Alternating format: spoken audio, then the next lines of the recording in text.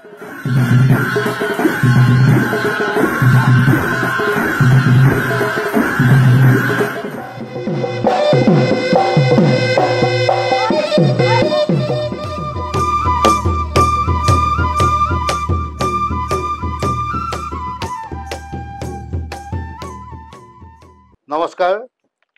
ALA লাইভৰ এই বিশেষ অনুষ্ঠানলৈ আপোনালোক আটাইকে স্বাগতম জনাইছোঁ।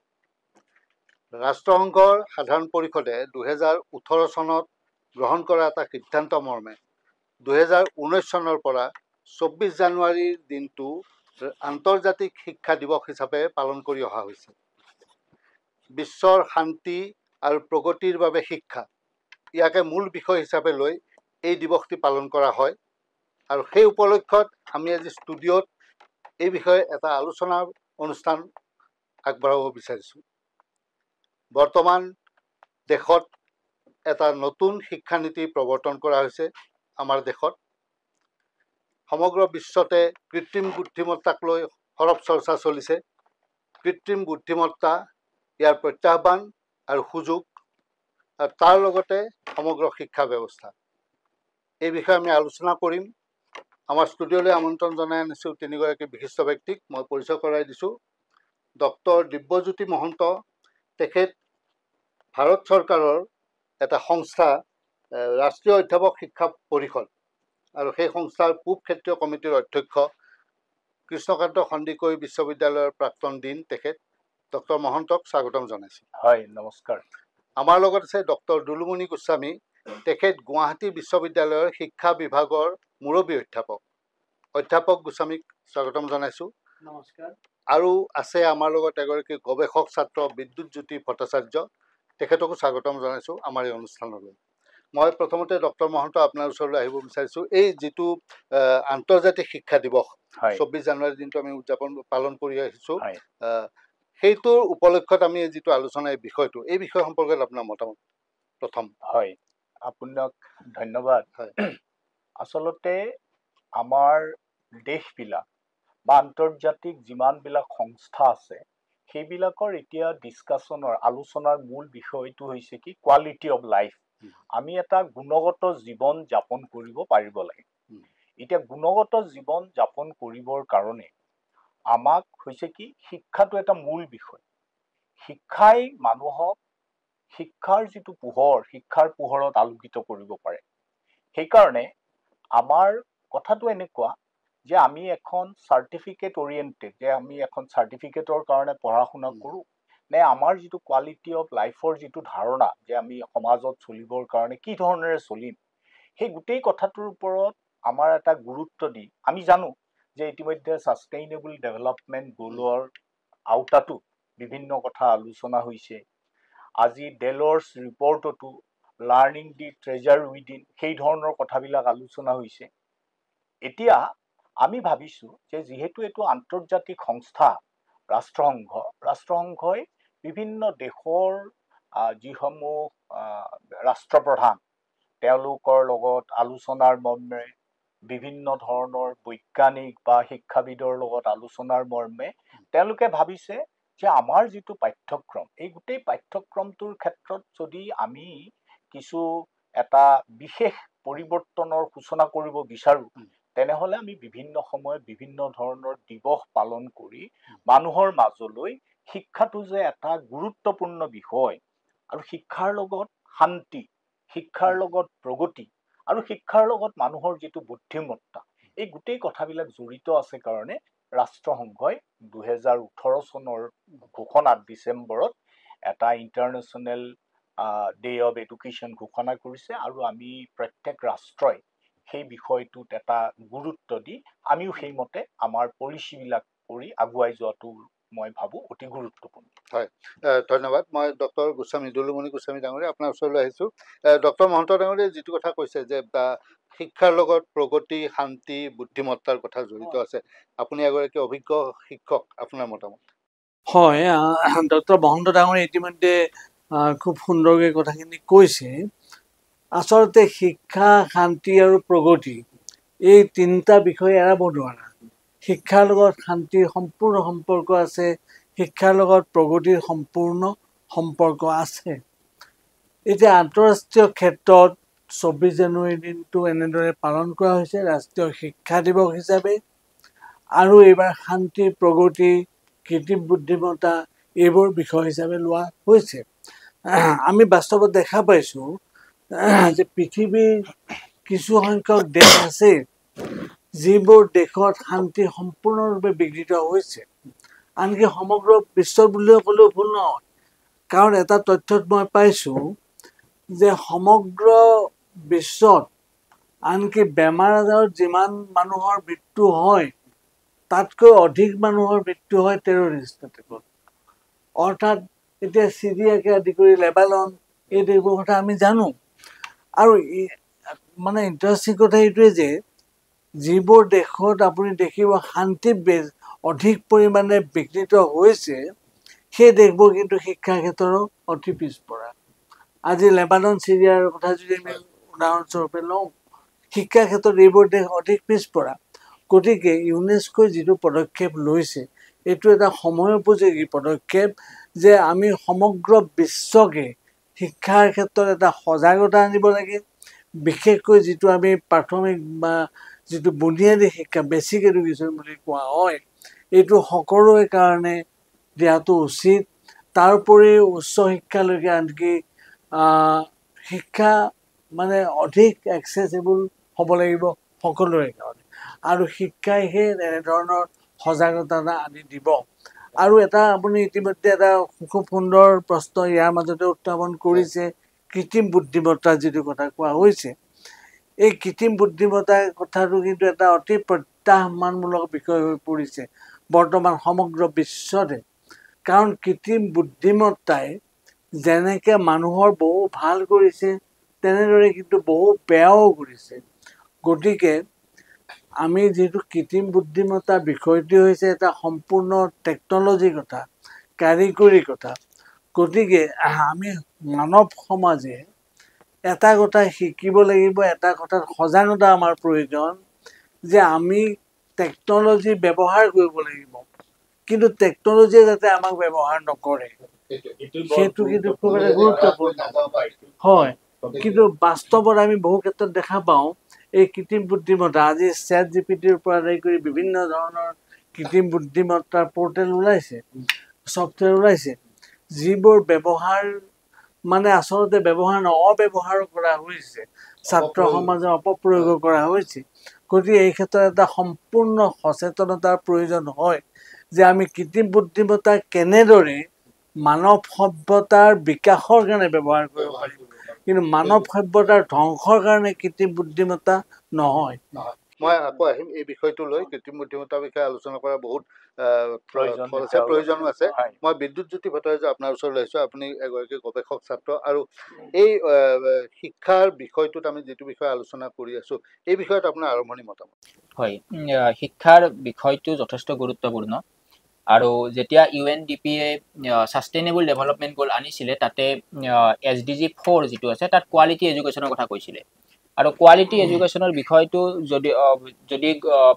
কাৰ্যকৰী কৰিব লাগে বাস্তৱ ক্ষেত্ৰত, তেতিয়াহ'লে শিক্ষাৰ ক্ষেত্ৰখনত যিবিলাক নতুন নতুন বিষয় আহি আছে, প্ৰতিটো দিনতে বিশ্বৰ প্ৰতিটো প্ৰান্ততে শিক্ষাৰ ক্ষেত্ৰখনত নতুন নতুন প্ৰত্যাহ্বান আহি আছে। আৰু এই নতুন নতুন প্ৰত্যাহ্বানবিলাকৰ লগত মোকাবিলা কৰিবৰ কাৰণে নতুন নতুন বিষয় লৈ পেলাই প্ৰতি বছৰে 2019 চনৰ পৰা এই বৰ্ষলৈকে আন্তঃৰাষ্ট্ৰীয় শিক্ষা দিৱসটো পালন কৰি থকা হৈছে। গতিকে শিক্ষাৰ ক্ষেত্ৰখনত যদি নতুন নতুন বিষয়বিলাকক প্ৰাসংগিক কৰিব লাগে আৰু বিষয়বিলাকৰ ওপৰত গভীৰভাৱে আলোচনা হ'ব লাগে, তেতিয়াহ'লে এনেকুৱা দিৱসবিলাকৰ প্ৰাসংগিকতা আছে। আৰু সেইকাৰণে তেওঁলোকে নতুন ইছ্যু সন্মুখীন হৈছে যে কৃত্ৰিম বুদ্ধিমত্তাৰ বিষয়টো। আৰু সেইকাৰণে এই 2025 বৰ্ষৰ যিটো মূল বিষয়, তেওঁলোকে কৃত্ৰিম বুদ্ধিমত্তাক তেওঁলোকৰ মূল বিষয় হিচাপে অন্তৰ্ভুক্ত কৰিব চেষ্টা কৰিছে। হয়, মই ডক্টৰ মহন্ত আপোনাৰ ওচৰলৈ আহিছোঁ। এতিয়া আমি যদি এই শিক্ষাৰ যিটো আপুনি অধ্যাপক শিক্ষা পৰিষদৰ অধ্যক্ষ হৈছে পূব মণ্ডলৰ, গতিকে আপুনি এখন বিশ্ববিদ্যালয়তো দায়িত্বত আছিলে। এই যিটো আমাৰ যিটো বৰ্তমান শিক্ষা পদ্ধতি, শিক্ষা ব্যৱস্থা, শিক্ষাৰ মান আৰু তাৰ লগতে আমাৰ নতুন শিক্ষা নীতি, এই বিষয়ে আপোনাৰ এটা পৰ্যালোচনা। চাওক, ভাৰতবৰ্ষ এনেকুৱা এখন দেশ যিখন দেশৰ শিক্ষা ব্যৱস্থা বা মানুহৰ জীৱন ধাৰণৰ যিটো মানদণ্ড উম, বা মানুহৰ জীৱন সম্পৰ্কে যিটো ধাৰণা হয়। সেইটো গোটেই আন্তৰ্জাতিক প্ৰেক্ষাপটত অতি উন্নত পৰ্যায়ৰ। উম, মই এটা সাধাৰণ কথা ক'ব বিচাৰিছোঁ যে আমি যি নালন্দা বিশ্ববিদ্যালয় বা তক্ষশিলা বিক্ৰমশিলাৰ কথা কওঁ, উম, এতিয়া নালন্দা বিশ্ববিদ্যালয় হয়তো ৫ম শতিকা ৬ষ্ঠ শতিকাত হোৱা, উম, কিন্তু আমি যদি বিশ্বৰ চাওঁ, ধৰক বেলনিয়া ইউনিভাৰ্চিটি উম, ১৯৮৮ হয়, হৈছিলে, হয়। অক্সফৰ্ড ১৯৯৬, ৯৬, এতিয়া কেম্ব্ৰিজ ১২০৯, উম, তাৰ বহুত আগতেই আমাৰ নালন্দা বিশ্ববিদ্যালয় তক্ষশিলা এইবিলাক আছে। আহিছিল। আপুনি চাব যে আমাৰ ভাৰতবৰ্ষত মানুহৰ যিটো এতিয়া কোৱালিটি গুণগত শিক্ষাৰ ক্ষেত্ৰত উম, বা গুণগত শিক্ষাৰ ক্ষেত্ৰত শিক্ষাৰ কেনেকুৱা ধৰণৰ মৰ্যাদা চাব যে সেই সময়ত আমাৰ যদিও বেদ বেদাংগ উপনিষদ এই গোটেইবিলাক এটা শ্ৰুতি অনুসৰি আহি আছিলে, উম, কিন্তু সেইবিলাকে মানুহক জীৱনৰ এটা ভাল ধাৰণা দিছিল। উম, আৰু সেই এটা সৰু উদাহৰণ মই দিওঁ উম, যে আজি ইউনেস্কোৱে, আমি যিহেতু ইণ্টাৰনেশ্যনেল ডে অন এডুকেশ্যনৰ কথা কৈ কৈ আছোঁ, আছো, হয়। ইউনেস্কোৱে ইতিমধ্যে আমাক কৰিছে কি গ্ৰেইনিং কাৰিকুলাম গাইডেন্স। উম, গ্ৰেইনিং কাৰিকুলাম গাইডেন্সৰ ওপৰতো কিছু আমাক গাইডলাইন উম, দিছে। তাতে কেনেকুৱা হ'ব, তেওঁলোকে ৪টা পিলাৰৰ কথা কৈছে উম, যে কেনেকুৱা হ'ব লাগিব যে গ্ৰেইনিং স্কুল উম, য'ত ল'ৰা ছোৱালীয়ে পঢ়ে। উম, গ্ৰেইনিং স্কুলৰ কথাটো মই এইকাৰণে কৈছোঁ উম, যে আজি যদি চাই আমাৰ বিশ্বত আটাইতকৈ প্ৰত্যাহ্বানমূলক কথাটোৱেই উম, হৈছে কি পৰিৱেশ। পৰিৱেশ, হয়। হয়, আজি যিটো ক্লাইমেট চেঞ্জ হৈছে, যিটো উম, পৰিৱেশৰ যিটো পৰিৱৰ্তন, জলবায়ুৰ পৰিৱৰ্তন, হয়। সেইটোৱে কিন্তু আমাৰ জীৱনলৈ আমূল পৰিৱৰ্তন আনিছে। উম, সেইকাৰণে মই ক'ব বিচাৰিছোঁ যে ৰাষ্ট্ৰীয় আমাৰ শিক্ষানীতিটো এই কথাবিলাক আহিছে। আহিছে। উম, ৰাষ্ট্ৰীয় শিক্ষানীতি ২০২০ত কোৱা কথাবিলাকৰ সংগতি আছে, উম, যিটো আমি ডেলৰ্ছ ৰিপৰ্টৰ কথা কৈছোঁ, উম, SDGৰ কথা কৈছোঁ, উম, আৰু এতিয়া আমি ইণ্টাৰনেশ্যনেল ডে অন এডুকেশ্যনৰ কথা কৈছোঁ। উম, গোটেইবিলাক কিন্তু পেৰেলেলি তেওঁলোকৰ উদ্দেশ্যই হৈছে কি যে কোৱালিটি অফ লাইফ। একদম। এতিয়া আমি ক্লাইমেট চেঞ্জৰ ক্ষেত্ৰত যিটো ৪টা পিলাৰৰ কথা কোৱা হৈছে যে um, greening school, greening curriculum, learning um, and competency of teachers for green curriculum, হয়। আৰু গ্ৰেইনিং কমিউনিটি, উম, এই গোটেইবিলাকৰ কথাটো আমাৰ এতিয়া কি হৈছে যে আমাৰ ৰাষ্ট্ৰীয় শিক্ষানীতিটো এই কথাবিলাক কোৱা হৈছে। আৰু আপোনাক লগতে এইটো কথা ক'ব পাৰোঁ, যিহেতু আপুনি মোক পৰিচয়টো দিওঁতেই উম, কৈছে উম, যে ৰাষ্ট্ৰীয় অধ্যাপক শিক্ষা শিক্ষা পৰিষদৰ, পৰিষদ, হয়। এতিয়া ৰাষ্ট্ৰীয় অধ্যাপক শিক্ষা পৰিষদেই হওক উম, বা আমাৰ বিশ্ববিদ্যালয় অনুদান উম, আয়োগেই হওক, উম, তেওঁলোকে বৰ্তমান পৰিস্থিতিৰ প্ৰতি লক্ষ্য ৰাখি তেওঁলোকে বিভিন্ন ধৰণৰ পদক্ষেপ লৈছে। হয়। মই এটা সাধাৰণ কথা কওঁ উম, যে ৰাষ্ট্ৰীয় অধ্যাপক শিক্ষা পৰিষদে নেশ্যনেল মেণ্টৰিং মিছন কৰিছে। আচ্ছা। নেশ্যনেল মেণ্টৰিং উম, মিছনটোৱে কেনেকে যে আমাৰ যিবিলাক উঠি অহা ল'ৰা ছোৱালী, উম, সেইবিলাকৰ শিক্ষা, সমাজৰ প্ৰতি দৃষ্টিভংগী, এই গোটেই বস্তুবিলাক উম, আজি আপুনি স্কুলত এটা পাঠ্যপুথি দিলেই নহ'ব। উম, সেই যিটো এডাপ্টিবিলিটি, ল'ৰা উম, ছোৱালীয়ে সেই গোটেই বস্তুটো গোটেই- গ্ৰহণ কৰিব লাগিব, উম, আৰু সেই গোটেই বস্তুটো গ্ৰহণ কৰি তেওঁলোকে সমাজত তেওঁলোকৰ জীৱন ধাৰণৰ মানদণ্ড বা তেওঁলোকক উম, পৰিচালিত কৰিব লাগিব। কৰিব। এতিয়া আমাৰ এই যে ৰাষ্ট্ৰীয় শিক্ষানীতিৰ গোটেই কথাবিলাকৰ লগত আমি যদি পৌৰাণিক যুগৰ কথাবিলাকৰো অলপ টানি আনিব বিচাৰোঁ, হয়। ঋগ্বেদত এটা সাংঘাতিক উম, ভাল কথা কৈছিলে যে মধু বাতা ঋতায়তি হয়। মধু উম, খৰন্তি সিন্ধৱঃ হয়। মাধৱীৰ্ণ সন্তু ঔষধি। তাৰমানে আমাৰ পানী উম, জীৱনদায়ী, উম, বায়ু জীৱনদায়ী, হয়। আমাৰ চৌপাশে থকা যিটো সেউজীয়া উদ্ভিদ, উম, এই গোটেইবিলাক হৈছে কি আমাৰ জীৱনৰ ঔষধি। উম, সেইকাৰণে আমাৰ এই গোটেইবিলাক যি ধৰণেৰে আমি বিচাৰিছোঁ যে আমাৰ ভাৰতবৰ্ষৰ ৰাষ্ট্ৰীয় শিক্ষানীতিও তেনেকুৱাকৈ গোটেই ভাৰতবৰ্ষৰ শিক্ষা ব্যৱস্থাটোক উম, আগুৱাই নিয়াৰ কাৰণে তেওঁলোকে আমাক কিছু ডিৰেকশ্যন দিছে। উম, আমি যিবিলাক ষ্টেক হোল্ডাৰ, যিসকলে পঢ়ায়, উম, যিসকলে পঢ়ে বা সমাজৰ জ্যেষ্ঠজন, আমাৰ ঘৰ, উম, এই গোটেইবিলাকৰ সংস্কাৰ আৰু সামাজিক দৃষ্টিভংগী আৰু তেওঁলোকে কৰিব বিচৰা কামবিলাকক শিক্ষা আৰু তেওঁলোকে নিজে জীৱনটো পৰিচালিত কৰা দুইটাৰ এটা এলাইনমেণ্টৰ প্ৰয়োজন আছে। হয়। মই সুন্দৰকৈ আপুনি ব্যাখ্যা কৰিছে। মই ডক্টৰ দুলুমণি গোস্বামী ডাঙৰীয়া আপোনাৰ ওচৰলৈ আহিছোঁ। আপুনি গুৱাহাটী বিশ্ববিদ্যালয়ৰ মুৰব্বী অধ্যাপক শিক্ষা বিভাগ আৰু পোনপটীয়াকৈ শিক্ষাদানৰ সৈতে জড়িত, আৰু বিভাগটো অতি গুৰুত্বপূৰ্ণ এটা বিষয়ত গতিকে আপুনি এই নতুন শিক্ষানীতি সম্পৰ্কত তেখেতে যিটো কথা ক'লে আপোনাৰ মনোভাৱ কিবা মতামত? হয়, খুবেই গুৰুত্বপূৰ্ণ কথা। নতুন ৰাষ্ট্ৰীয় শিক্ষানীতি ইতিমধ্যে প্ৰয়োগ কৰা হৈছে, ইমপ্লিমেণ্ট কৰা হৈছে। 2019 চনত ইয়াৰ ড্ৰাফ্টখন ওলালে, 2020 চনত এইখন প্ৰয়োগ কৰা হৈছে তেতিয়াৰ পৰা। আৰু ইতিমধ্যে মই গুৱাহাটী বিশ্ববিদ্যালয়ৰ শিক্ষক হিচাপে ক'ম যে আমি গুৱাহাটী বিশ্ববিদ্যালয়তো ইতিমধ্যে নতুন ৰাষ্ট্ৰীয় শিক্ষানীতি ইমপ্লিমেণ্ট কৰিছোঁ। ইয়াৰ যিখিনি পৰিৱৰ্তনৰ আভাস দিছে সেইখিনি কৰিবলৈ চেষ্টা কৰা হৈছে। এই নতুন ৰাষ্ট্ৰীয় শিক্ষানীতি ইতিমধ্যে খুবেই গুৰুত্বপূৰ্ণ দুটামান দিশ কোৱা হৈছে। ইয়াৰ মূল কথাটো হৈছে ফ্লেক্সিবিলিটি। অৰ্থাৎ আমি ইমান দিনে যিবোৰ শিক্ষা ব্যৱস্থা গ্ৰহণ কৰি আছোঁ, এই শিক্ষা ব্যৱস্থাৰ ফ্লেক্সিবিলিটি যথেষ্ট কম, ৰিজিডিটিটো বেছি। কিন্তু এতিয়া মোৰ ফ্লেক্সিবল কৰি দিয়া হৈছে ছাত্ৰ ছাত্ৰীসকলৰ বাবে। আৰু যিটো গুৰুত্ব দিয়া হৈছে সেইটো হৈছে হলিষ্টিক এণ্ড মাল্টিডিচিপ্লিনাৰী কনচেপ্ট। অৰ্থাৎ শিক্ষা কেতিয়াও এককেন্দ্ৰিক হ'ব নালাগে যে এটা বিশেষ বিষয়ৰ বা বিশেষ জ্ঞানৰ ক্ষেত্ৰতে আমি আবদ্ধ থাকিম। এই যিটো কনচেপ্ট, ইয়াৰ পৰা আঁতৰি আহি আমি এটা মাল্টিপুল এটা আইডিয়া বা কনচেপ্ট দিয়া হৈছে থ্ৰু হলিষ্টিক এডুকেশ্যন। আনকি এই হলিষ্টিক এডুকেশ্যনৰ কথাটো যিটো কোৱা হৈছে, এইটো কিন্তু আজি নতুন কথা আচলতে নহয়। মাত্ৰ কথাটো এনেকুৱা যে আজি নতুন ৰাষ্ট্ৰীয় শিক্ষানীতিৰ ৰিপৰ্টে এইটোৰ ওপৰত গুৰুত্ব দিছে। আৰু এই বিষয়ে চিন্তা চৰ্চা কিন্তু বহুতো আগৰ পৰাই কৰি আহিছে। আজি সেইকাৰণে চাওক যে ইণ্ডিয়ান নলেজ ছিষ্টেমৰ ওপৰত গুৰুত্ব দিয়া হৈছে। ভাৰতীয় জ্ঞান পৰম্পৰা যিটো, আজি যদি ভাৰতৰ জ্ঞান পৰম্পৰালৈ যদি আমি যাওঁ, আমি যদি অতীতৰ কথা চাওঁ যে অতীতৰ ভাৰতবৰ্ষৰ আজি মহন্ত ডাঙৰীয়া যিটো ক'লে নালন্দা তক্ষশিলাৰ কথাও কৈছে। ইয়াত যিটো শিক্ষা ব্যৱস্থা দিয়া হৈছিলে সেইটো কিন্তু হলিষ্টিক আছিলে, আৰু চাইল্ড চেন্ট্ৰিকো আছিলে, লাৰ্নাৰ চেন্ট্ৰিক আৰু হলিষ্টিক আছিলে। কিন্তু মাজতে আমাৰ কি হ'ল যে আমাৰ গোটেই শিক্ষা ব্যৱস্থাটো এটা ৱাৰ্ডাৰ টাইপ কম্পাৰ্টমেণ্টত সোমাই গ'ল। আৰু এতিয়া কিন্তু নতুন ৰাষ্ট্ৰীয় শিক্ষানীতি তাৰ পৰা শিক্ষা ব্যৱস্থা মুক্ত কৰি পুনৰ এটা হলিষ্টিক আইডিয়া দিব খুজিছে। শিক্ষাৰ্থীয়ে যাতে গোটেই বস্তুটো শিক্ষাটো লাভৰ ক্ষেত্ৰত তেওঁলোকৰ আনন্দময় শিক্ষা ৰুচি অনুসৰি শিক্ষা ল'ব পাৰে আৰু এই বিশ্বৰ সকলো দিশ সামৰি যাতে জ্ঞান আহৰণ কৰিব পাৰে। কাৰণ কিয়, এটা কথা চাব, এটা গুৰুত্বপূৰ্ণ কথা হ'ল যে জ্ঞান কেতিয়াও এককেন্দ্ৰিক হ'ব নোৱাৰে। কাৰণ এটা দিশ অন্য এটা দিশৰ লগত সদায় ৰিলেটেড। আজি যদি আপুনি ফিজিক্স পঢ়ে, আপুনি ক'ব নোৱাৰে যে ফিজিক্সৰ লগত ইকনমিক্সৰ সম্পৰ্ক নাই, পলিটিকেল চায়েন্সৰ লগত কেমেষ্ট্ৰিৰ সম্পৰ্ক নাই। এই সম্পৰ্কবোৰ স্থাপন কৰাটোৱে হ'ব লাগিব আমাৰ শিক্ষাৰ উদ্দেশ্য। আচল শিক্ষাত আমি তেতিয়াহে উপনীত হ'ব পাৰিম যেতিয়া জ্ঞানৰ বিভিন্ন দিশবোৰ সামৰি আমি এটা শিক্ষাৰ্থীক বেছিকৈ সুবিধা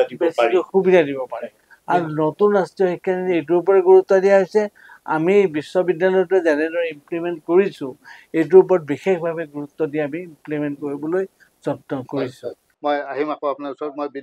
বিদ্যুতৰ ওচৰলৈ আহিছোঁ। বিদ্যুৎ, এতিয়া নতুন ৰাষ্ট্ৰীয় শিক্ষানীতি হ'ল আৰু আপোনাৰ ইতিমধ্যে আপুনি এতিয়া গৱেষণা কৰি আছে যে আপোনালোকৰ ধাৰণা কি, যে নৱপ্ৰজন্মৰ মনত বা কি ধাৰণা যে এই নতুন ৰাষ্ট্ৰীয় শিক্ষানীতিৰ পৰা আমি কি ধৰণৰ উপকৃত হ'ব পাৰিম, সুফল পাম? নতুন ৰাষ্ট্ৰীয় শিক্ষানীতি 2020 চনত যিখন আহিলে, সেইখনত ছাত্ৰ ছাত্ৰীসকলৰ সৰ্বাংগীন জ্ঞানৰ বিকাশ সাধনৰ কাৰণে এটা বৈপ্লৱিক পৰিৱৰ্তন অনাৰ চেষ্টা কৰা হৈছে। কিন্তু বৈপ্লৱিক পৰিৱৰ্তনটো আনিবলৈ যাওঁতে তৃণমূল পৰ্যায়ত এই সন্দৰ্ভত যি ধৰণৰ এটা মানুহৰ মাজত সজাগতা আহিব লাগিছিলে, আৰু এই শিক্ষানীতিখন কি ধৰণে ৰূপায়ণ হ'ব, ছাত্ৰ ছাত্ৰীয়ে তাত কি ধৰণে অংশগ্ৰহণ কৰিব, কাৰিকুলাম কেনেকুৱা ধৰণৰ হ'ব, এই গোটেই বিষয়বস্তুবিলাক এতিয়াও তৃণমূল পৰ্যায়ত অস্পষ্ট হৈ আছে বহু পৰিমাণে। এতিয়া মই যদি আপোনাক এটা উদাহৰণ হিচাপে উল্লেখ কৰিব খোজো, যিটো 4 বছৰীয়া স্নাতক পৰ্যায়ৰ শিক্ষাৰ কথা কোৱা হৈছে, এই 4 বছৰীয়া স্নাতক পৰ্যায়ৰ শিক্ষাৰ কথাটো তৃণমূল পৰ্যায়ত ছাত্ৰ ছাত্ৰীৰ পৰা আৰম্ভ কৰি অভিভাৱকলৈকে বহুখিনি মানুহ এতিয়াও স্পষ্ট নহয় যে তেওঁলোকে 4 নম্বৰ বছৰটোত কি কি বস্তু পঢ়িব লাগিব, বা তেওঁলোকে যদি 3 বছৰ পঢ়ে তাৰ পিছত তেওঁলোকে ক'ত যাব, মাষ্টাৰ ডিগ্ৰীটো তেওঁলোকৰ কিমান বছৰৰ হ'ব। এনেকুৱা ধৰণৰ বহু প্ৰাসংগিক বিষয় আছে যিবিলাক বিষয় এতিয়াও তৃণমূল পৰ্যায়ত যাবৰ কাৰণে বাকী আছে। এইখিনিতে মই আৰু এটা 2025 চনৰ যিটো আন্তঃৰাষ্ট্ৰীয় শিক্ষা দিৱস, এই দিৱসটোৰ লগত সংগতি ৰাখি পেলাই নতুন ৰাষ্ট্ৰীয় শিক্ষানীতিৰ মই এটা বিষয় উল্লেখ কৰিব খুজিছোঁ। সেইটো হৈছে যে নতুন ৰাষ্ট্ৰীয় শিক্ষানীতিয়ে ক্লাছ 6ৰ পৰাই ছাত্ৰ ছাত্ৰীসকলক এআইৰ ওপৰত বা কৃত্ৰিম বুদ্ধিমত্তাৰ ওপৰত শিক্ষা দিয়াৰ কথা কৈছে এতিয়া এই শিক্ষাদান প্ৰক্ৰিয়াটো CBSE ইতিমধ্যে আৰম্ভ কৰিছে কিন্তু আমাৰ যিখিনি শিক্ষানুষ্ঠান আছে আমাৰ এই শিক্ষানুষ্ঠানখিনি এইখিনি ক্ষেত্ৰত যথেষ্টখিনি ইতিমধ্যে পিছ পৰি আছে গতিকে এই বিষয়বিলাক কি ধৰণে মোকাবিলা কৰা হ'ব অভিভাৱকক কি ধৰণে প্ৰতিজন নিয়া হ'ব এই গোটেই বিষয়বিলাক যথেষ্টখিনি পুংখানুপুংখভাৱে পৰ্যালোচনা কৰাৰ দৰকাৰ আছে প্ৰয়োজন আছে হয় কিন্তু এইখিনিতে এটা কথা মই অকমান ক'ব বিচাৰিছো আচলতে আমাৰ অসমতো এতিয়া যিটো বিদ্যুতে কৈছে মানে কথা এটা তললৈকো গৈছে যিটো শিক্ষা ব্যৱস্থা আমাৰ এই ৰাষ্ট্ৰীয় শিক্ষা নীতিয়ে যিটো দিছে আমি অসম কেন্দ্ৰিকভাৱে যদি চাওঁ অসমতো ইয়াৰ কিন্তু ইমপ্লিমেণ্টেশ্যন হৈ গৈছে ইতিমধ্যে শিক্ষক শিক্ষয়িত্ৰীসকলে বা জনসাধাৰণে হওক বা স্নাতক পৰ্যায়তো হওক ইতিমধ্যে আমাৰ 5th চেমিষ্টাৰলৈকে আহি গৈছে নতুন শিক্ষা নীতিৰ আওতাত যিটো 4 বছৰীয়া পাঠ্যক্ৰম সেইটো আৰম্ভ হৈ গৈছে স্কুলবিলাকত আমাৰ এতিয়া স্কুল এডুকেশ্যন হৈ গৈছে এই গোটেই কথাবিলাক কিন্তু মই এটা অনুভৱ কৰিছো আমি প্ৰত্যেকেই যেহেতু সমাজৰ লগত জড়িত আমি ময়ো ব্যক্তিগতভাৱে বিভিন্ন ঠাইলৈ গৈ থাকো কিন্তু ৰাষ্ট্ৰীয় শিক্ষা নীতিয়ে কিন্তু সমাজলৈ এটা মোটামুটি সজাগতা আনিবলৈ সক্ষম হৈছে মানে এটা পজিটিভ ইম্পেক্ট এটা আহি মই তাৰমানে এই কথাটোকে যে আমাৰ যিটো আটাইতকৈ প্ৰত্যাহ্বান এটা এতিয়া ডাঙৰ প্ৰত্যাহ্বান যে আমি উপযুক্ত ৰূপত মানৱ সম্পদ গঢ়াৰ যিটো প্ৰত্যাহ্বান তাৰ লগতে আমি দেশখনকো আগুৱাই নিব লাগিব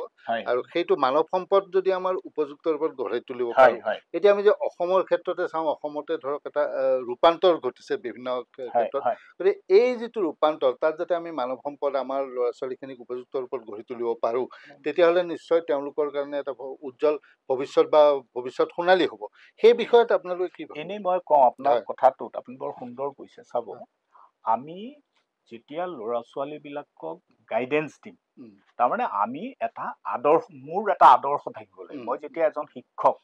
মই শিক্ষক হিচাপে মই এটা আদৰ্শমূলক জীৱন এটা যাপন কৰিব পাৰিম মোৰ অকল আদৰ্শটোৱেই নহয় মই ছাত্ৰ ছাত্ৰীৰ মন আকৰ্ষণ কৰিব পৰাকৈ তেওঁলোকক পঢ়ুৱাব পাৰিব আগ্ৰহী হ'ব লাগিব আৰু তৃতীয় কথাটো হৈছে কি যে আজিৰ বিশ্বত এই যে আজি অলপ আমি কথা পাতিছো কৃত্ৰিম বুদ্ধিমত্তা আজিৰ বিশ্ব ইমান ধৰণেৰে আগুৱাই গৈছে হাজাৰ হাজাৰ বিষয় আহি আছে গতিকে এজন শিক্ষকে নিজক এজন পৰিপূৰ্ণ শিক্ষক হিচাপে গঢ়ি তোলাৰ ক্ষেত্ৰত তেওঁৰ অধ্যয়ন তেওঁৰ আগ্ৰহ আৰু তেওঁৰ কোৱালিটি লাইফ গুৰুত্বপূৰ্ণ আৰু এটা সেইকাৰণে আপোনাক কওঁ যে যিটো মই NCT national council for teacher এডুকেশ্যনৰ মই ইষ্টাৰ্ণ কাউন্সিলৰ সভাপতি হিচাপে আপোনাক পৰিচয় দিয়াৰ কাৰণে কৈছো NCTও এতিয়া কি কৰিছে অলপ আগতে মই ক'লো নেশ্যনেল মেণ্টৰিং মিছনৰ কথা কৈছে এতিয়া তেওঁলোকে এটা NPST national professional standard for teachers teacher এজনৰ গুণগত শিক্ষা টিচাৰ এজনে কেনেকুৱা ধৰণেৰে তেওঁলোকে শিক্ষা দিব তাৰ ক্ষেত্ৰতো কিন্তু গাইডলাইন তেওঁলোকে আনিছে সেইকাৰণে আমি ভাবো যে যিটো শ্ৰেণীকোঠাৰ শিক্ষাটোত ছাত্ৰ ছাত্ৰী সেই ছাত্ৰ ছাত্ৰীৰ মাক বাপেক সেই ছাত্ৰ ছাত্ৰী যিখন সমাজত থাকে সেই সমাজ যিসকল পলিচি মেকাৰ আৰু লগতে শিক্ষক এই গোটেইখিনিৰ যদি উমৈহতীয়া এটা প্ৰচেষ্টা লাগিব আৰু তেওঁলোকে যিটো মই প্ৰথমতেই কৈছো যে কনচেপ্ট অফ কোৱালিটি লাইফ সেই কথাটোৰ তেওঁলোকৰ এটা ধাৰণা থাকিব লাগিব সেইকাৰণে এটা কথা খুব ভাল হৈছে যে নেশ্যনেল কাউন্সিল অফ টিচাৰ এডুকেশ্যনে ইতিমধ্যে ইণ্টিগ্ৰেটেড টিচাৰ এডুকেশ্যন প্ৰগ্ৰেম আনিছে আৰু ইতিমধ্যে বহু শিক্ষানুষ্ঠানে এই যিটো ইণ্টিগ্ৰেটেড টিচাৰ এডুকেশ্যন প্ৰগ্ৰেম এইটো আৰম্ভ কৰিছে আৰু নেশ্যনেল এডুকেশ্যন পলিচি 2020 মতেই মানে শিক্ষকৰ যিটো শিক্ষাৰ ব্যৱস্থা এইটো এটা আমূল পৰিৱৰ্তন সাধন কৰা হ'ব আৰু শিক্ষকৰ শিক্ষা যে আফটাৰ গ্ৰেজুৱেশ্যনে হ'ব তেনেকুৱা নহয় এইটো হায়াৰ ছেকেণ্ডেৰী পাছ কৰাৰ পিছতে এজনে সিদ্ধান্ত ল'ব যে মই শিক্ষক হ'ম তাৰ বাবে যাৱতীয় প্ৰস্তুতি চলাই যাব আৰু মই ভাবো এইটো যদি কৰা হয় সেইকাৰণে NEP-ত কোৱা হৈছে 2030 চনৰ পিছত শিক্ষকতাৰ বাবে মিনিমাম যিটো কোৱালিফিকেশ্যন সেইটো হ'ব ইণ্টিগ্ৰেটেড টিচাৰ এডুকেশ্যন প্ৰগ্ৰেম আৰু এইটো হ'লে নিশ্চয় শিক্ষকসকলৰ যিটো প্ৰস্তুতি সামগ্ৰিক প্ৰস্তুতি মহন্ত ডাঙৰীয়াই কোৱাৰ নিচিনাকৈ এই শিক্ষকৰ যিটো সামগ্ৰিক প্ৰস্তুতি এইটো সম্ভৱ হ'ব আইটেম এইটো আইটেপৰ ক্ষেত্ৰত মই এনেই ওলাইছে দেখি মই 1 মিনিট পাৰিম নেকি আইটেপৰ ক্ষেত্ৰত চাওক মানে আগতে আমাৰ কি আছিলে যে গ্ৰেজুৱেশ্যন লোৱাৰ পিছত বা মাষ্টাৰ ডিগ্ৰী লোৱাৰ পিছত কোনোবাই যদি ভাবে মই শিক্ষক হম শিক্ষকতাৰ বৃত্তিত জড়িত হৈছে এতিয়া কিন্তু আমাৰ ৰাষ্ট্ৰীয় যিটো শিক্ষা নীতি তেওঁলোকে কৈছে যে তুমি মানে ট্ৰায়েল এণ্ড এৰৰ পদ্ধতিত গৈ শিক্ষক হ'ব নালাগিব তুমি প্ৰথমতে শিক্ষক হ'ব লাগিব তাৰ পাছত সেইকাৰণে 4 বছৰীয়া যিটো ইণ্টিগ্ৰেটেড টিচাৰ এডুকেশ্যন প্ৰগ্ৰেম ইতিমধ্যে সেইটো ভাৰতবৰ্ষত প্ৰচলন হৈ গৈছে আজি ভাৰতবৰ্ষত উচ্চ শিক্ষাৰ ক্ষেত্ৰত ধৰক প্ৰায় 1200 বিশ্ববিদ্যালয় আছে প্ৰায় 45,000 মান কলেজ আছে প্ৰায় 12,000 মান তেনেকুৱাকৈ ষ্টেণ্ড এলোন যিবিলাক নেশ্যনেল লেভেল ইনষ্টিটিউশ্যন আছে প্ৰায় 70,000 মান যদি আমি উচ্চ শিক্ষাৰ কেন্দ্ৰ আছে বুলি ভাবো তাৰ ভিতৰত আজিৰ তাৰিখত NCTA মই যিটো অনুষ্ঠানৰ লগত জড়িত তেওঁলোকে আজিলৈকে মাত্ৰ 64খন শিক্ষানুষ্ঠানক এই শিক্ষক শিক্ষাৰ ব্যৱস্থাটো দিছে আইটে আৰু প্ৰাসংগিকভাৱে মই কৈ থওঁ যে আগতে টিচাৰ এডুকেশ্যনৰ ক্ষেত্ৰত মানুহে BEd কলেজ বিলাকত পঢ়িছিল এতিয়া BEd শিক্ষাৰ যিটো হায়াৰ ছেকেণ্ডাৰী পাছ কৰি আইটেপত সোমাব সেইটো এটা নেশ্যনেল লেভেল পৰীক্ষা দি সোমাব লাগিব আৰু সেই আইটেপৰ ব্যৱস্থাটো এতিয়া IIT লে আহি গৈছে NIT লে আহি গৈছে চেন্ট্ৰেল ইউনিভাৰ্চিটিলৈ আহি গৈছে গতিকে শিক্ষক হ'বৰ কাৰণে তেওঁলোকৰ যিটো প্ৰয়োজনীয় গুণগত শিক্ষা সেই শিক্ষাটো আহৰণ কৰাৰ কাৰণে সুবিধা আছে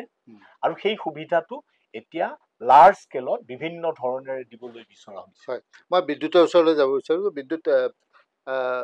আপোনালোকে যেতিয়া শিক্ষা গ্ৰহণ কৰি আছিল বিশ্ববিদ্যালয়ত আৰু এতিয়া গৱেষণাৰ কামো কৰি আছে যে এই ক্ষেত্ৰত মই এই AI কথাটোকে অলপ আমি শেষত আলোচনা কৰিব বিচাৰিছোঁ যে বুদ্ধিমত্তা কৃত্ৰিম বুদ্ধিমত্তা এইটোৱে কেতিয়াবা ডক্টৰ গোস্বামীয়ে কৈছে যে ভালো হ'ব পাৰে অপপ্ৰয়োগ আৰু সুপ্ৰয়োগ তাৰ সদব্যৱহাৰ কৰিলে আমি যথেষ্ট লাভৱান হ'ম আৰু তাৰ এটা সীমা থাকিব লাগিব তাৰমানে আমি কিমান সেই বিষয়ে আপোনাৰ আমি যেতিয়া স্নাতকোত্তৰ পৰ্যায়ত আছিলোঁ তেতিয়া কৃত্ৰিম বুদ্ধিমত্তাৰ বিষয়টো খুব বেছি জনপ্ৰিয় হোৱা নাছিলে আনকি মই আপোনাক তাৰ কথা উল্লেখ কৰি দিব পাৰোঁ যে বেইজিং কনচেনচাছ ইউনেস্কোৱে আনিছিলে সেইখনৰ এখন কনফাৰেন্স হৈছিলে international conference on AI and education এইখন হৈছিলে 2019 চনত তেতিয়া এই বেইজিং কনচেনচাছ যেতিয়া আহিলে তাত তেওঁলোকে এটা সীমাৰেখা নিৰ্ধাৰণৰ চেষ্টা কৰিলে যে শিক্ষাৰ ক্ষেত্ৰত কৃত্ৰিম বুদ্ধিমত্তাৰ প্ৰয়োগ কেনেকে কিন্তু এতিয়া যদি আমি কিছুমান বিষয় লক্ষ্য কৰোঁ যে আমাৰ কেচিছ বিলাক যেতিয়া প্লেজাৰিক চেক কৰা হয় তেতিয়া ড্ৰিল বিট নামৰ এটা ছফ্টৱেৰ ইউজ কৰা হয় এতিয়া এই যি ছফ্টৱেৰটো ইউজ কৰা হয় তাত স্পষ্টকৈ ধৰি দিব পাৰে এই ছফ্টৱেৰটোৱে যে কিমান পৰ্যায়ত ছাত্ৰজনে সেই বিষয়টো মৌলিকতা ৰাখিছে আৰু কিমান পৰ্যায়ত তেওঁ সংগ্ৰহ কৰিছে আৰু তাত কিছুমান ৰিপৰ্টত আহি যায় যে তেওঁলোকে ChatGPT পৰ্যন্ত ইউজ কৰিছে আনকি এনেকুৱা ধৰণৰ হৈছে যে যেতিয়া ছাত্ৰ ছাত্ৰীৰ দৌৰাদৌৰি হয় তেতিয়া তেওঁলোকে বিশ্ববিদ্যালয় পৰ্যায়ত প্ৰজেক্টবিলাক জমা দিয়াৰ কাৰণে ChatGPTৰ সহায় লয় কিন্তু আমাৰ সময়ত এনেকুৱা ধৰণৰ বিষয়বিলাক অহা নাছিলে যাৰ ফলত এটা মৌলিকতা ৰক্ষা হৈছিলে আৰু ছাত্ৰ ছাত্ৰীৰ যিটো বৌদ্ধিক বিকাশ বা বৌদ্ধিক কৰ্ষণ আৰু মৌলিকতা বিচৰাৰ যিটো প্ৰৱণতা এই প্ৰৱণতাটো কৰবাত কৃত্ৰিম বুদ্ধিমত্তাৰ ব্যাপক প্ৰয়োগৰ ফলত হয়তো প্ৰত্যাহ্বানৰ সন্মুখীন হ'ব পাৰে লগতে এনেকুৱা ধৰণৰ হ'ব পাৰে যে সমাজ বিজ্ঞানৰ যিবিলাক বিষয় সমাজ বিজ্ঞানৰ বিষয়বিলাক যদি ছাত্ৰ ছাত্ৰীয়ে কেৱল কৃত্ৰিম বুদ্ধিমত্তাৰ প্ৰয়োগ কৰি পেলাই ধুনীয়াকৈ লিখি আনিম বুলি ভাবে তেতিয়াহ'লে এনেকুৱা হ'ব পাৰে যিবিলাক বিষয় ইতিমধ্যে গৱেষণাৰ কেন্দ্ৰবিন্দু হোৱা নাই কিন্তু কেন্দ্ৰবিন্দু হোৱা দৰকাৰ আছে আৰু সেই বিষয়বস্তুবিলাক ইতিমধ্যে ডিজিটাইজেশ্যন হোৱা নাই তেতিয়াহ'লে সেই বিষয়বিলাক ছাত্ৰ ছাত্ৰীৰ অলক্ষিত কৰবাত লৈ যাব নেকি মানে কৃত্ৰিম বুদ্ধিমত্তাৰ ব্যাপক প্ৰয়োগে সমাজ বিজ্ঞানৰ গৱেষণাৰ ক্ষেত্ৰখনত কিবা সাংঘাতিক ধৰণৰ এটা প্ৰত্যাহ্বান আনাৰ সম্ভাৱনাও আছে কিন্তু যিটো ক্ষেত্ৰত আমাৰ যিখিনি বিজ্ঞানৰ ছাত্ৰ ছাত্ৰী তেওঁলোকে যিহেতু লেবৰেটৰী ব্যৱহাৰ কৰিব গতিকে তেওঁলোকৰ ক্ষেত্ৰতে সমাজ বিজ্ঞানৰ ছাত্ৰ ছাত্ৰীসকল এই ক্ষেত্ৰত ব্যাপক প্ৰত্যাহ্বানৰ সন্মুখীন হোৱাৰ সম্ভাৱনা হয় মই ডক্টৰ মহন্ত আপোনাৰ ওচৰলৈ আহিছোঁ এই এটা বিষয় মই teaching learning assessment and educational administration এই ক্ষেত্ৰত AI ব্যৱহাৰ কৃত্ৰিম বুদ্ধিমত্তাৰ ব্যৱহাৰ মানে সৎ প্ৰয়োগ কৰিব পৰাৰ কিমান স্কোপ আছে আচলতে টিচিঙৰ ক্ষেত্ৰত এতিয়া যিটো আমি আৰ্টিফিচিয়েল ইণ্টেলিজেঞ্চ কৃত্ৰিম বুদ্ধিমত্তা এইটো এটা ব্যাপক বিষয় এই ব্যাপক বিষয়টোৰ লগত ধৰক মেচিন লাৰ্ণিং বা বিভিন্ন ধৰণৰ কথাবিলাক জড়িত হৈ আছে মই অতি সাধাৰণভাৱে যিহেতু এইটো এটা আমাৰ সাধাৰণ আলোচনা কোনো ধৰণৰ টেকনিকেল সেশন নহয় মই এটা বস্তু ক'ব বিচাৰিছো যে শিক্ষকে ধৰি ললো যে তেওঁৰ এখন গৰুৰ বিষয়ত বা ক্লাইমেটৰ ওপৰত তেওঁ ল'ৰা ছোৱালী কিবা এটা লিখিত দিব বিচাৰিছে নোট এটা বনাব বিচাৰিছে তেওঁ হয়তো নিজৰ যিটো জ্ঞান আৰু কৃত্ৰিম বুদ্ধিমত্তাৰ সহায়ত তেওঁ পোৱা এটা নোট সেই দুইটা নোট তেওঁ হয়তো কম্পেয়াৰ কৰিব পাৰে সেইটো কম্পেয়াৰ কৰিবলৈ যাওঁতে আমি যদি ধনাত্মকভাৱে চাওঁ তেওঁ তৈয়াৰ কৰা যিটো নোট এজন হিউমেন যিটো নলেজ হিউমেন লাৰ্নিং যিটো টোকাটো বনাবলৈ যাওঁতে তেওঁ কিমান পৰিপক্ক পুৰঠ আৰু তেওঁ কিমান বিষয়টোৰ ওপৰত ভিতৰত সোমাই গৈছে সেই বস্তুটোৰ কিন্তু তুলনামূলক অধ্যয়ন কৰিবৰ কাৰণে একেবাৰে সাধাৰণভাৱে এই বস্তুটো আমি ক'ব পাৰো দ্বিতীয় কথাটো যিটো ইতিমধ্যে বিদ্যুতে কৈছে অকল ছ'চিয়েল চায়েন্স বুলি নহয় এতিয়া আমাৰ ইভালুৱেশ্যনৰ ক্ষেত্ৰত বিভিন্ন ধৰণৰ টেকন'লজি আহিছে যিবিলাক টেকন'লজিয়ে আমাক এটা সুবিধা দিয়ে যে তেওঁৰ কথাটো মৌলিক হয়নে নহয় বা তেওঁ বেলেগৰ পৰা আনিছে নে নাই এতিয়া যেনেকৈ আমি এতিয়া সাধাৰণভাৱে যদি চাওঁ আপুনি মোবাইলটো যিটো মুঠি ফোন আজি মোবাইলটোৰ ব্যৱহাৰ আপুনি আৰু এতিয়া বন্ধ কৰি দিব নোৱাৰে কিন্তু মই যিটো কথা কৈছো যে গুণগত জীৱন যাপনৰ ক্ষেত্ৰত ছাত্ৰ ছাত্ৰী ঘৰৰ সংস্কাৰ বা শিক্ষকে সেই বস্তুটো কি ধৰণেৰে ব্যৱহাৰ কৰে আজি মেচিন গান এটা এই আপোনাক ধৰক আমি আজি কাজিৰঙা নেশ্যনেল পাৰ্কৰ প্ৰটেকশ্যন দিবৰ কাৰণে আমি ধৰক বিভিন্ন ধৰণৰ সুবিধা এটা আমি লৈছো এতিয়া যদি আপুনি সেই বন্দুকটো আপুনি ভাল ধৰণেও ব্যৱহাৰ কৰিব পাৰে বেয়া ধৰণেও চুৰি কটাৰী এখন ভাল ধৰণেও ব্যৱহাৰ কৰিব পাৰে অপপ্ৰয়োগ দুইটা আছে সেইকাৰণে গোটেই বিষয়টো নিৰ্ভৰ কৰিব ব্যক্তিজনৰ মানসিকতাৰ ওপৰত মই সেইটোৱেই ভাবিছো যে ব্যক্তিজনৰ মানসিকতাই নিৰ্ধাৰণ কৰিব আপুনি সেই যিটো কিট বা চিষ্টেম বা যিটো আমাৰ টেকন'লজি সেই টেকন'লজিটো আপুনি কেনেকে ব্যৱহাৰ কৰি সমাজ উত্তৰণৰ কাৰণে ব্যক্তি উত্তৰণৰ কাৰণে পৰিৱেশ সংৰক্ষণৰ কাৰণে সহায় ল'ব পাৰে মানে কথাটো এনেকুৱা যে আমি সহায় ল'ব পাৰো কিন্তু নিজৰ মৌলিকতাক বিসৰ্জন দিয়াটো গোস্বামী ডাঙৰীয়া আপোনাৰ মতামত মই হয় সেইটো গুৰুত্বপূৰ্ণ কথা যে আৰ্টিফিচিয়েল ইণ্টেলিজেঞ্চ এতিয়া যিহেতু এটা টেকনলজিকেল ৰিভলিউশ্যন হৈছে সমগ্ৰ বিশ্বত গতিকে আৰ্টিফিচিয়েল ইণ্টেলিজেঞ্চ আহিছে আৰু আমি একচেপ্ট কৰিবই লাগিব কিন্তু সেই একচেপ্ট কৰাৰ ক্ষেত্ৰত যিটো সচেতনতা সেইটো খুব প্ৰয়োজন আমাৰ কাৰণে যে আৰ্টিফিচিয়েল ইণ্টেলিজেঞ্চে আমাৰ যিটো বুদ্ধিমত্তা বুদ্ধিমত্তাই যাতে ধ্বংস কৰি দিছো সেইটো ক্ষেত্ৰত আমি কেয়াৰ ল'ব লাগিব এতিয়া বিভিন্ন আৰ্টিফিচিয়েল ইণ্টেলিজেঞ্চ ChatGPT কথা ওলাইছে এটা কথা কওঁ যে তুমি বিদ্যুৎ প্ৰশ্ন এটা উত্থাপন কৰিছে ৰিচাৰ্চৰ ক্ষেত্ৰত এটা ডাঙৰ প্ৰত্যাহ্বান আহি পৰিছে মই নিজেও বহু ৰিচাৰ্চ কৰাৰ মই গাইড কৰিছো মই নিজেও গম পাইছো যে ChatGPTৰ যোগেদি যদি কিবা এটা মেটাৰ আপুনি লিখি লৈ আহে আৰু ইণ্টাৰেষ্টিংলি এইটো প্লেগাৰিজিম চেক্টৰটো খুব টান ChatGPT আপুনি যদি কপি কৰি আনি দিয়ে দিলপিতে সেইটো ডিটেক্ট কৰিব নোৱাৰে কিছুমান ছফ্টৱেৰ আছে তেওঁলোকে পাৰে কিন্তু সাধাৰণতে আমি বিশ্ববিদ্যালয়ৰ পৰা যিবোৰ বৰ্তমান ইউজ কৰি আছো তেওঁলোকে নোৱাৰে আনকি এনেকুৱাও দেখিছো যে আজি বহুত ল'ৰা ছোৱালীয়ে ChatGPTৰ পৰা আনে বা ক'ৰবাৰ পৰা কপি কৰি দিয়ে আকৌ কুইল ভিতৰত গৈ পেলাই পেৰাফ্ৰেজিং কৰে যাৰ ফলত আপোনাৰ ডিটেকশ্যন কৰাটোৱে টান হয় গতিকে এনেকুৱা ধৰণৰ ব্যৱস্থাই আমাৰ যিটো মৌলিক যিটো বুদ্ধিমত্তা এই বুদ্ধিমত্তাবোৰ ধ্বংস কৰি নেপেলাবনে কিন্তু এইটো ক্ষেত্ৰত এটা ডাঙৰ প্ৰত্যাহ্বান কিন্তু মই ভাবো আৰ্টিফিচিয়েল ইণ্টেলিজেঞ্চ যেনেদৰে আমাৰ কাৰণে খুব প্ৰয়োজন তেনেধৰণে আমাৰ কাৰণে প্ৰত্যাহ্বান আৰু সেই প্ৰত্যাহ্বানটো আমি কেনেকে মানে সন্মুখীন হ'ব পাৰো বা কিমান পৰ্যায়লৈ আমি ৰাখিব পাৰো সেইটোৰ ওপৰত আৰু সেইকাৰণেতো এই যে এৱাৰনেছ প্ৰগ্ৰেমবোৰ আমাৰ কাৰণে লাগে প্ৰয়োজন আজি ইউনেস্কো যিটো পাতিছে ইণ্টাৰনেশ্যনেল এডুকেশ্যন ডে এইবোৰ আছে আমাৰ ভাৰতবৰ্ষৰ এনেকুৱা ধৰণৰ এটা ডেৰ প্ৰয়োজন য'ত এটা আমি সমগ্ৰ ল'ৰা ছোৱালীবোৰৰ মাজত ছাত্ৰ ছাত্ৰী চৰ্চা কৰিব পাৰে সকলোৰে মাজত এটা হয়। এৱাৰনেছ আনিব পাৰোঁ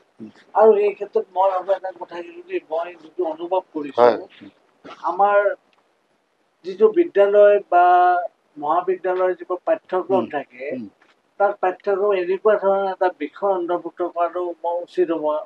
সেইটো হয় যে artificial how to use artificial intelligence how to সেই ইউজ বস্তু how to use সেইটোৰ হাউ টু ইউজ ক্ষেত্ৰতে হাউ টু ইউজ এনেকুৱা নহয় অ। মই টেকনিকেল ছাইডৰ কথা কোৱা নাই টেকনিকেল ছাইডটো সকলোৱে জানে শিকিব পাৰে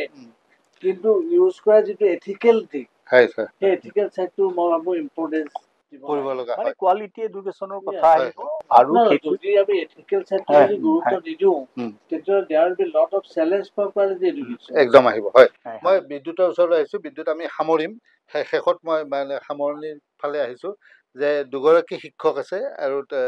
আপুনি এগৰাকী ছাত্ৰ গৱেষক ছাত্ৰ গতিকে আপোনাৰ মনোভাৱ আজিৰ সময়ত আমি যিটো আলোচনা কৰিছোঁ যে আন্তৰ্জাতিক শিক্ষা দিৱস আৰু তাৰ যিটো আমি থিম কৈছোঁৱেই আৰু মূলতঃ শিক্ষা আৰু শিক্ষাৰ উদ্দেশ্য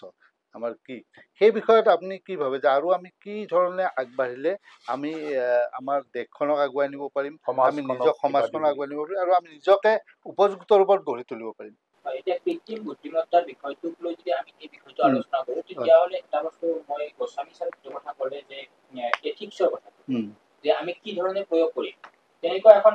গাইডলাইন অলৰেডি ইউনেস্কোৱে দিছে 2022 চনত recommendation on the ethics of artificial intelligence যে তেওঁলোকে বিষয়টো যদি জনপ্ৰিয় কৰিব খুজিছে তেতিয়াহ'লে তেওঁলোকে প্ৰয়োজনীয়তা বোধ কৰিছে সমান্তৰালভাৱে যে এই বিষয়টো মানুহে যাতে নীতিগতভাৱে প্ৰয়োগ কৰে তেতিয়া এই বিষয়টো মানুহৰ কাৰণে সহায়ক হ'ব পাৰে এইখিনিতে মই আৰু এটা কথা উল্লেখ কৰিব খুজিম যে ৱৰ্ল্ড ইকনমিক ফৰামে এটা ৰিপৰ্ট দিছিলে যিটো ৰিপৰ্ট মতে যে যদি পৰিচালনামূলক কাৰ্যবিলাকত শিক্ষক শিক্ষয়িত্ৰীয়ে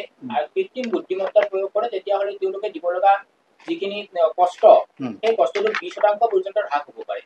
মেনেজমেণ্টৰ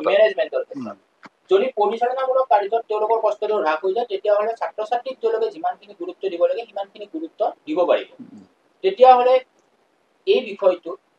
আমি এই কথাটো মন কৰা দৰকাৰ যে আমি কিমান পৰ্যায়লৈকে কৃত্ৰিম বুদ্ধিমত্তা প্ৰয়োগ কৰিম আৰু কিমান পৰ্যায়লৈকে আমি নিজে সচেতন হৈ থাকিম আমাৰ প্ৰাকৃতিক বুদ্ধিমত্তা প্ৰয়োগৰ কাৰণে আমি এই কথাটো স্বীকাৰ কৰা দৰকাৰ যে কৃত্ৰিম বুদ্ধিমত্তাৰ প্ৰয়োগটো আমি বন্ধ কৰিব কোনো কাৰণত নোৱাৰো